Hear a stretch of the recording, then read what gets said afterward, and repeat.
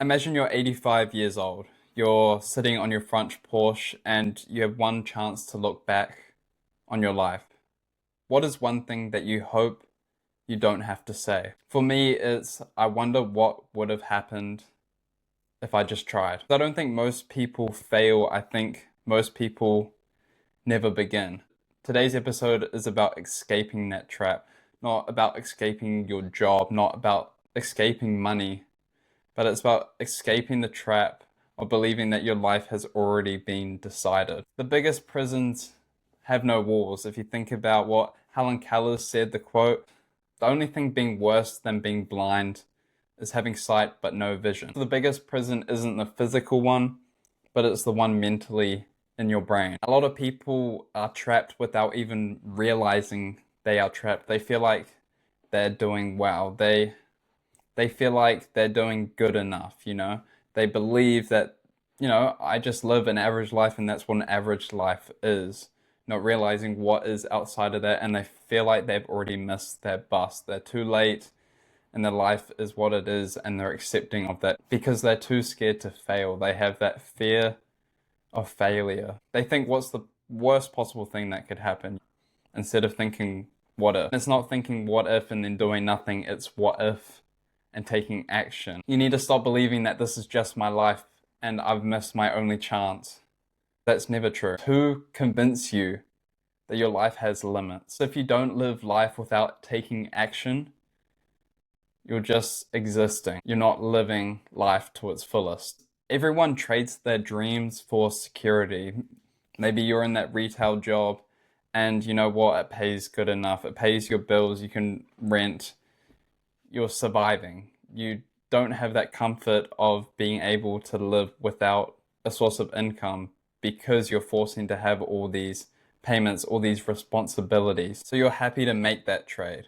Make that trade of living a secure, average life. Then be able to strive and go for your dreams. Imagine two people. One person spent 20 years on building the life that they dreamed of, while the second person is just too scared of failure. From the outside, they might look exactly the same. Inside, one feels alive, the other feels what could have been. The ship in the harbor is safe, but it's not what ships are built for.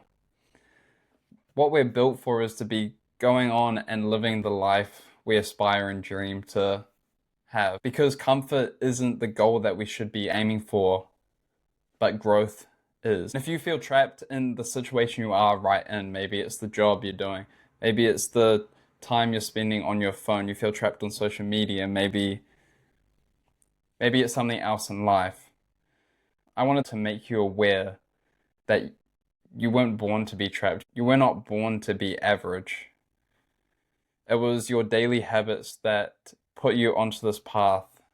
Just because you're here right now doesn't mean you have to stay. You can also change, and that's what by the end of the podcast, I want you to be able to change. This is the Upgrade Podcast. I'm Blake, your host, and this is episode 5. Escaping the trap. Do one thing every single day that scares you, because courage is a thing that lasts only 5 seconds. As an example, with me starting this podcast, it's something that is uncomfortable for me, talking in front of cameras, right? It's an awkward thing, and me being an awkward communicator, this has gotten easier over time, but this was my biggest nightmare when I started. Even little things for me like sending an email, a message, now I'm starting to send people messages on voice notes because that used to scare me. Even just talking to people on the phone. For example, the other day, I was nervous before even calling up a fish and chip shop to put in an order, right? But being able to do these things and realize even if you mess up, what's the worst that even happens? For some people, that courage can be walking into a gym. It's applying for jobs. It's complimenting someone. It's going for a run on the road instead of running in a park. Not on the road, on the footpath, obviously, but the courage you need to do that action only takes seconds, but the reward from that action can last you decades. What's one uncomfortable action that you have been avoiding today, maybe this week, this month, or this year that you haven't even gotten around to doing because it's uncomfortable? Because if you live in that comfortable zone, you're going to have no growth. A comfort zone is a beautiful place, but nothing ever grows there. Comfort feels like it's free, but it isn't. Even though, sure, you might be watching Netflix, you might be watching TikTok, you're doing something that's wasting your time, but you're comfortable. That's not free. That you're messing with your potential experiences, stories, confidence, things that you can be doing that you wish you could, but you never started because you're stuck in that comfort zone. What is your comfort zone costing you? You don't need permission to start. No one is coming for you. No one is choosing you. Nobody gave successful YouTubers, successful entrepreneurs, authors, they never gave them permission to start that business, YouTube channel, start writing a book.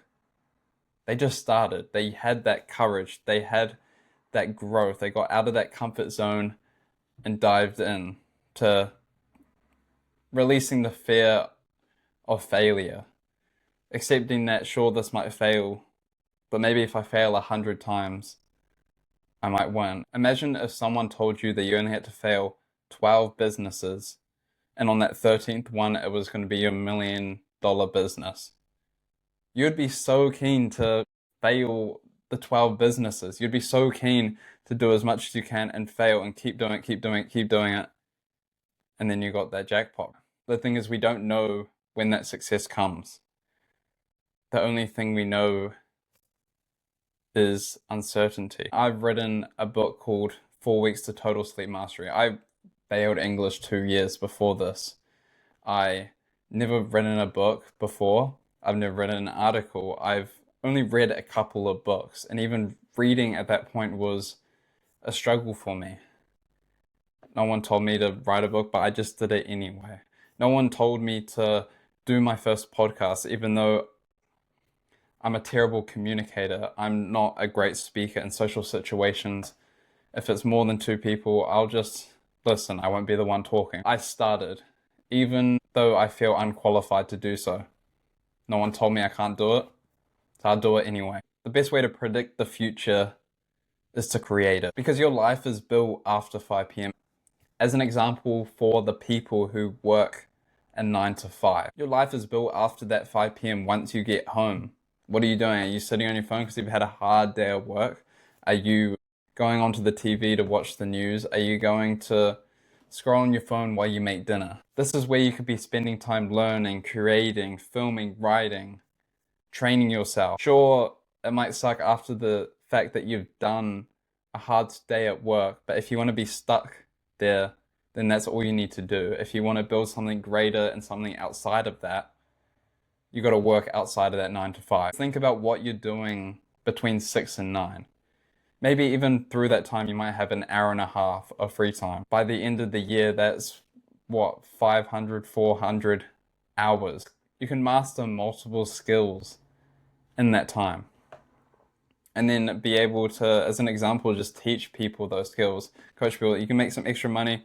You can make money on doing a passion. Maybe you can do editing in that time, filming. You don't need to be producing at the same level of people that do this for a living because they have that 9 to 5 period on top of you. But if you just start creating consistently over time or doing whatever, you'll eventually get to that stage. But doing nothing isn't going to get you anywhere. Because my favorite quote, just do the obvious thing for an extraordinary amount of time and you will have it. You only need to spend that 2 hours a day if that's all you have. Do the obvious thing for 2 to 3 years. Sure, that sounds like a long time, but it will arrive in no time. In those 2 to 3 years, if you're not doing that, you might look back at that time and regret not starting.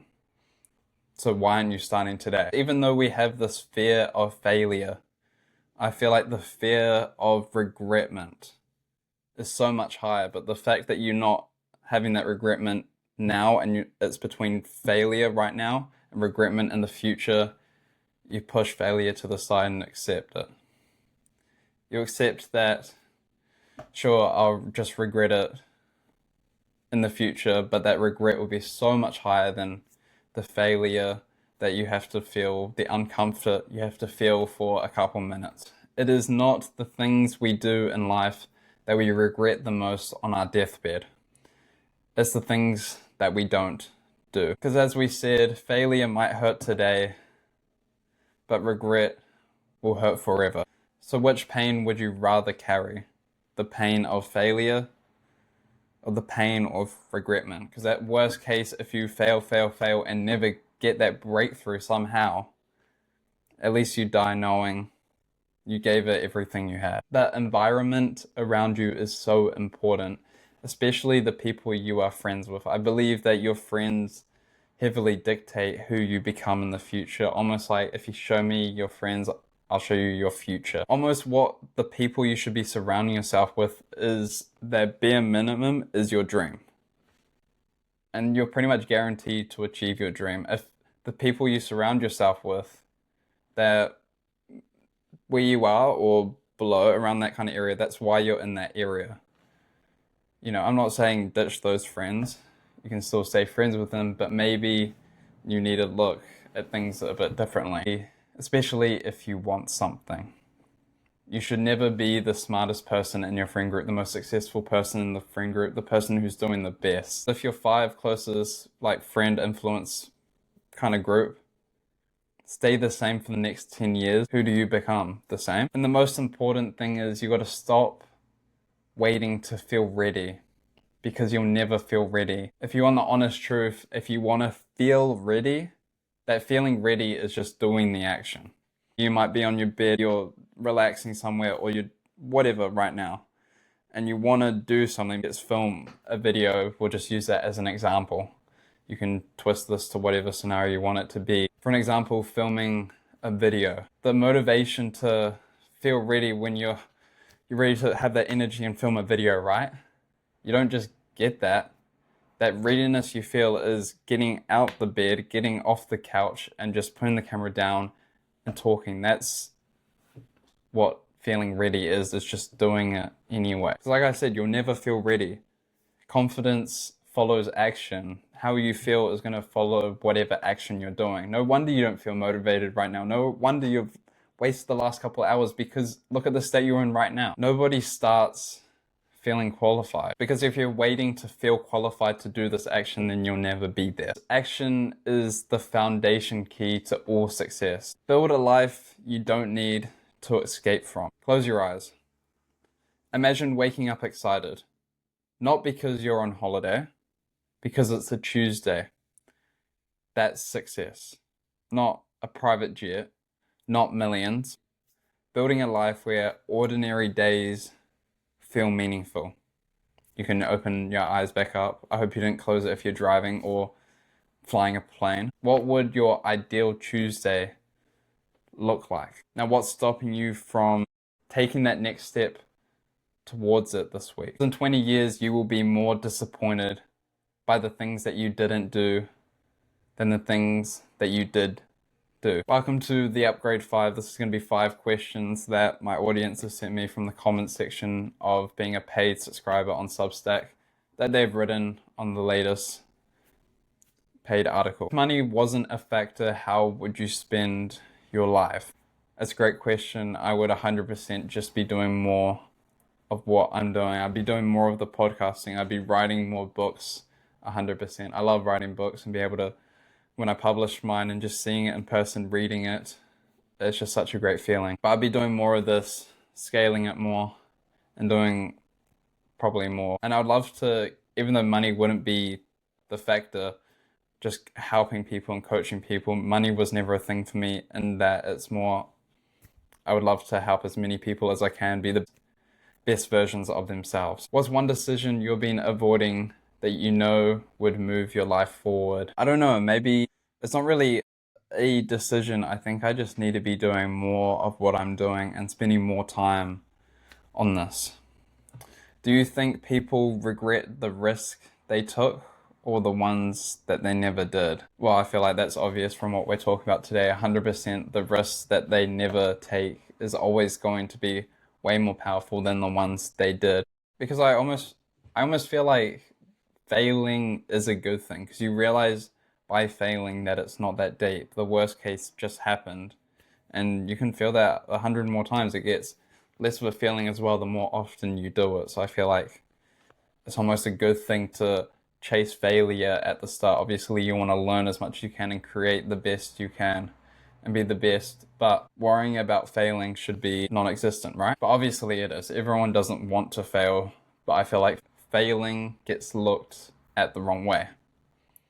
If you meet your 10-year-old self today, would they be excited about the person you've become? Honestly, probably disappointed at the fact I'm not a professional athlete.